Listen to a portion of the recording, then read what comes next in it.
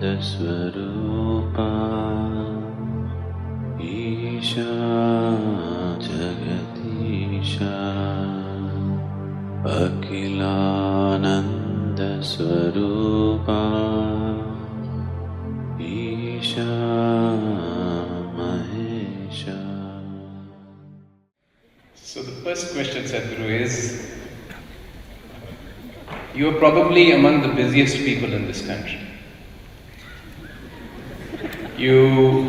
Those of us who've seen you work, it's well past midnight. You're probably up, if at all you sleep, by 3 a.m.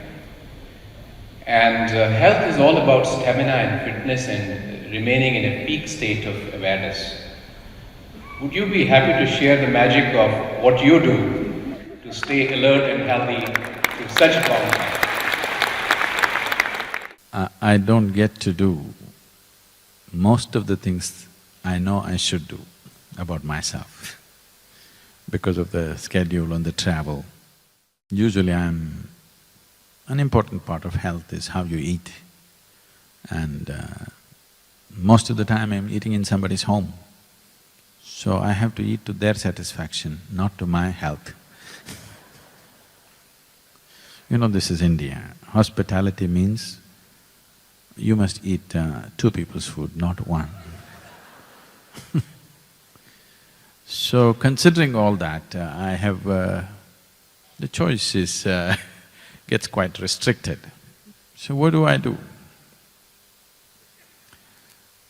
What I say right now may not be a practical suggestion because you can't take it as a tip and do this. I do every day 20 seconds of sadhana.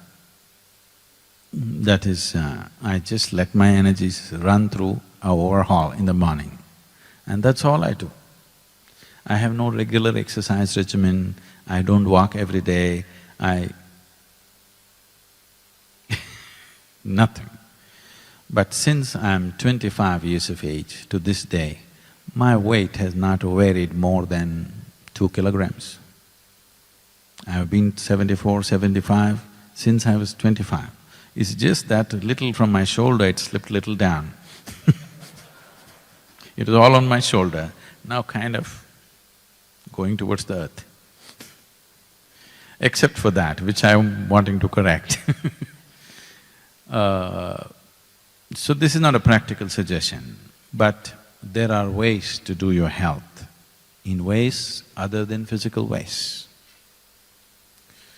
Maybe you have not heard, or maybe you have. A couple of times in the last 10, 12 years, doctors have written me off as for sure you won't make it kind of thing, because all my systems were failing because of certain things that happened. But I've come out of that just in a matter of days or weeks. Because you need to understand this. This whole body was manufactured from inside, not from outside. You provided the raw material from outside, but the piece of bread that you eat becomes human body from inside. So there is an intelligence here, there is a competence here which creates this body. If you have access to that, if there's a repair job to be done, would you go to the manufacturer or the local tinker? If you have lost access to the manufacturer, you go to the local tinker. Otherwise, you go to the manufacturer. Most of you take your cars to the company service station, isn't it? Not to the local tinker, unless you're in some place where you have no access. This is possible for every human being. It is just that they think it's not important to pay attention to the source of their creation. They think something else is more important, which amazes me. How is this possible? But somehow a large segment of the population thinks something else is more important than that which is the very source of your creation. Your thoughts and emotions are more important than something of this intelligence, that is, it can transform a piece of bread into such a sophisticated mechanism called a human being. When such a level of intelligence is there within us, I cannot understand how anybody can ignore it. It's always… though I've lived this long in this world and I've worked with people continuously, it still amazes me. How is it? How is it that they can ignore this? Sadhguru, so long as we are alive, we breathe, and we have this beautiful instrument of the human body. In Isha Yoga Center, you place a lot of emphasis on two things, the posture and breathing. How these two things impact our health? See the way we sit, for example. People who are on the path of Hatha Yoga spend a lifetime learning how to sit. A logically thinking person cannot understand why should somebody spend a lifetime learning how to sit. Health, you're talking about health, I'm sorry. There are other dimensions to it, but coming to health, if you have to be healthy, you have to be at ease. This is like you're driving your car, you may be… what do you drive, Sanjay? M. M is not a Maruti, okay. So, you're driving a good car, it's a wonderful machine, but drive it without the engine oil. In 10 minutes it'll be junk. Yes or no? Because there is no ease, lubrication is lost. So when you say you're stressful, you're anxious, you're disturbed by this and that, what you're saying is, your lubrication is lost. It is not because of the speed at which you're traveling, you're struggling. It is because there is no ease, there is no lubricant inside. And everything is friction. When there is friction, there will be stress. Drive your car for 10 minutes without engine oil and see what happens. However great your car is, it'll be gone. So bringing this to ease, there are too many things to it, I can't go about that. One simple thing is, today fortunately they put these kind of chairs for you, otherwise these days slowly, you know, we're getting European furniture makers in India, big time now. So, you go to United States and sit down in a sofa, you have no choice, you anyway become like this. You have no choice about how you sit. Like this. Now you need to understand this. If there's something called as muscular comfort, skeletal comfort, organ comfort. Muscular and skeletal comfort is largely just comfort it is. It is needed at some times, but your organs should be comfortable for you to be healthy. If you take all the vital organs in your body, I'm putting it in a very simplistic way, considering the time. All these vital organs in your body, they're not fixed with clamps and nuts and bolts, they're hanging in nets like this. Only if you sit like this, with your spine erect, your organs are at maximum comfort. You sit like this, they collapse one on top of each other. Now, how do they function well? They will not function well. So in a day, if you're sitting like this for 8–10 hours, you're asking for it. You're just asking for it.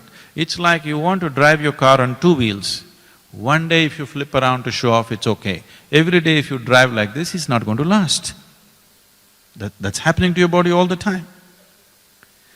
So, maintaining a certain level of organ comfort is very important if all these things have to function well. See, you may not be medically diagnosed as diseased or you have an ailment, but I would say, pardon me for my percentages, I would say over 85% of the people do not know what's health. They have not experienced it. Maybe they knew it as children, where they bounced around. If you're healthy, you feel like bouncing around.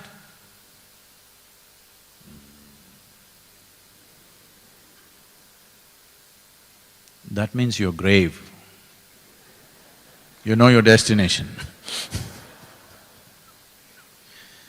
So, this sense of gravity has entered you not because of age, not because you become profound, simply because there is no ease either in the mind or in the body. So it's trying to save itself. It is trying to live in a limited way. It is not trying to live, it is trying to save life and curtail it and hang on for a little while longer. So keeping the body at ease is most important. Coming to mind and other things, there are so many things. Apart from that, if you learn to sit right, in 70s, late 70s or 80s, when you first got your television, you were watching your television, which was a one-channel wonder, and you're watching your favorite program, you know what it was. And suddenly it went boop, boop, boop. Then you go up on the terrace, there is a piece of aluminum there, you try to do this and this, doesn't come. Then very carefully you bring it to that level, suddenly the world pours into your house. Once again the world is back in your sitting room, simply because you got the aluminum piece into the right position. You need to understand, you are who you are only because of what you have perceived, isn't it? Perception means you must be like an antenna. The whole system of yoga is just this, you learn to hold your body right. Now, if I go anywhere, even in India, because they think if you wear Indian clothes, you're archaic, you have to be in Western clothes to be modern. And they'll give me a chair with armrests like this, because they have lost their flexibility, they can't cross their legs, they all sit like this. And every 2 minutes they keep shifting and shifting. If I sit like this, I'll sit the whole day like this, because the body is at ease. Now if I have to think, if I have to perceive, the body has to be in a certain way. They don't perceive anything, they got everything stored in their iPad. It's a very different world.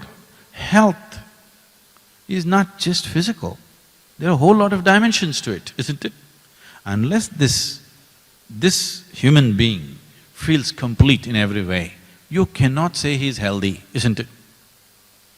So we have a phenomenal sense of what human mechanism is.